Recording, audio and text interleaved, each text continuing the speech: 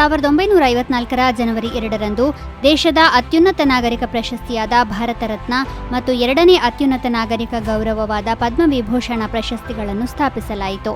ಇದನ್ನು ಅಂದಿನ ರಾಷ್ಟ್ರಪತಿ ಡಾಕ್ಟರ್ ರಾಜೇಂದ್ರ ಪ್ರಸಾದ್ ಅವರು ಆರಂಭಿಸಿದ್ದರು. ಒಂದು ಕ್ಷೇತ್ರದಲ್ಲಿನ ಅಸಾಧಾರಣ ಮತ್ತು ಸರ್ವೋಚ್ಚ ಸೇವೆಯನ್ನು ಗುರುತಿಸಿ ಭಾರತ ರತ್ನವನ್ನು ನೀಡಲಾಗುತ್ತದೆ.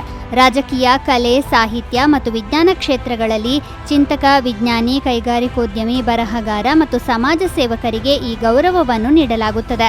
ಹಾಗೆಯೇ ನಾಗರಿಕ ಪ್ರದೇಶಗಳಲ್ಲಿ ದೇಶಕ್ಕೆ ಅಮೂಲ್ಯ ಕೊಡುಗೆಗಾಗಿ ಪದ್ಮವಿಭೂಷಣವನ್ನು ನೀಡಲಾಗುತ್ತದೆ.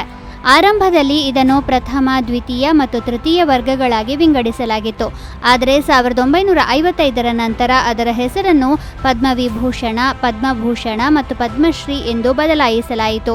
ಸ್ವತಂತ್ರ ಭಾರತದ ಮೊದಲ ಗವರ್ನರ್ ಜನರಲ್ ಚಕ್ರವರ್ತಿ ರಾಜಗೋಪಾಲಾಚಾರಿ, ಮಾಜಿ ರಾಷ್ಟ್ರಪತಿ ಡಾಕ್ಟರ್ ಸರ್ವಪಲ್ಲಿ ರಾಧಾಕೃಷ್ಣನ್ ಮತ್ತು ವಿಜ್ಞಾನಿ ಡಾಕ್ಟರ್ ಚಂದ್ರಶೇಖರ ವೆಂಕಟರಾಮನ್ ಅವರಿಗೆ 1954ರಲ್ಲಿ ಮೊದಲ ಭಾರತ ರತ್ನ ನೀಡಲಾಯಿತು. 1991ರ ಜನವರಿ 2ರಂದು ಜಮ್ಮು ಮತ್ತು ಕಾಶ್ಮೀರದಲ್ಲಿ JKLF ಭಯೋತ್ಪಾದಕರು ಕಾಶ್ಮೀರಿ ಪಂಡಿತ ASI ಓಂಕಾರ್ ನಾಥ್ ಅವರನ್ನು ಅಪಹರಿಸಿದರು.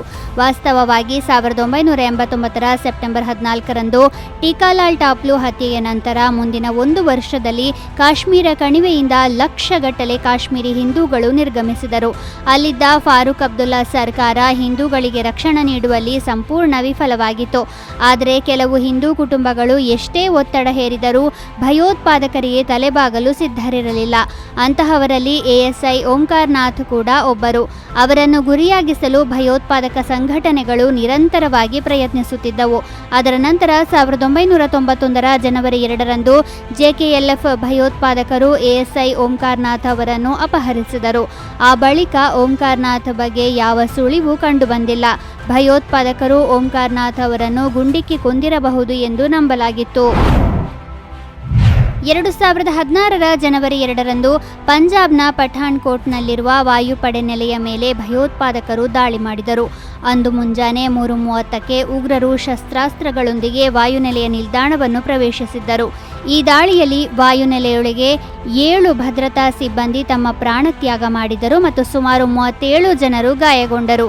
ದಾಳಿ ನಡೆಸಿದ ಎಲ್ಲ ಭಯೋತ್ಪಾದಕರನ್ನು ಸೇನೆ ಹತ್ಯೆ ಮಾಡಿತು.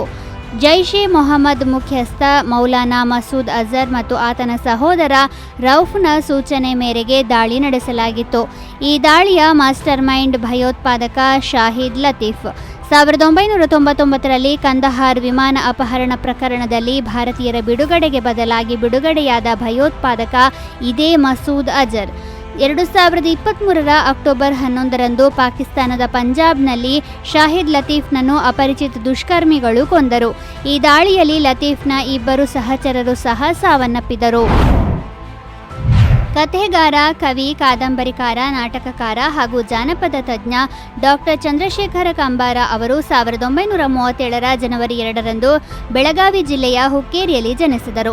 ಕನ್ನಡ ಸಾಹಿತ್ಯದ ವಿವಿಧ ಪ್ರಕಾರಗಳಲ್ಲಿ ಕಂಬಾರರು ನಡೆಸಿರುವ ಪ್ರಯೋಗಗಳು ವೈವಿಧ್ಯಮಯವಾದದ್ದು. ಕಂಬಾರರ ಓದು ಬರಹಗಳಲ್ಲಿ ಆಧುನಿಕ ಪಾಶ್ಚಾತ್ಯ ಸಾಹಿತ್ಯದ ಛಾಪು ಕಾಣುವುದಾದರೂ ಅವರ ಪ್ರತಿಭೆಯ ಮೂಲಸೆಲೆ ಇರುವುದು ಜಾನಪದದಲ್ಲಿ. ಕಂಬಾರರು ಕಥೆ, ಕಾದಂಬರಿ, ಕವನ, ನಾಟಕ ಯಾವುದೇ ಬರೆಯಲಿ ಅದರಲ್ಲಿ ಕಾವ್ಯದ ಸ್ಪರ್ಶ ಇದ್ದೇ ಇರುತ್ತದೆ. ಚಂದ್ರಶೇಖರ ಕಂಬಾರರು ರಚಿಸಿರುವ ಮಹಾಕಾವ್ಯ ಚಕೋರಿಯ ನಿರೂಪಣೆ ಗದ್ಯ ಪದ್ಯಗಳೆರಡನ್ನೂ ಹೊಂದಿದೆ.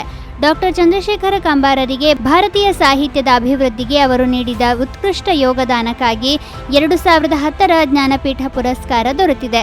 ಕಂಬಾರರು ಸಾಹಿತ್ಯ ಕ್ಷೇತ್ರದಲ್ಲಷ್ಟೇ ಅಲ್ಲದೆ ಚಲನಚಿತ್ರ ಕ್ಷೇತ್ರದಲ್ಲೂ ಕಾರ್ಯನಿರ್ವಹಿಸಿದ್ದಾರೆ. ತಾವೇ ಬರೆದ ಕಾದಂಬರಿಗಳನ್ನು ಚಲನಚಿತ್ರಗಳನ್ನಾಗಿಸಿದ್ದಾರೆ.